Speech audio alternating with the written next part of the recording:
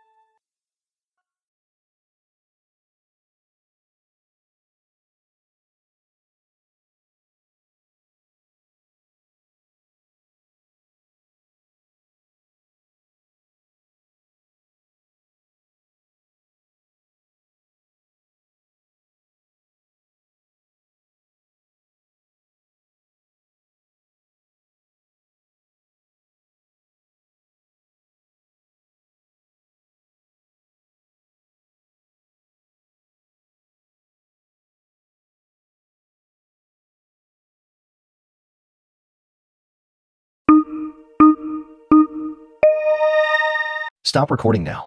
You have finished for today. We can't wait for you to come back tomorrow and do it again. Unless today is Saturday, and then we will see you on Monday. With the next set of practice tasks, you will see today's 90 and 60-second task again, but have less time to speak. You will also be introduced to a new topic for your practice.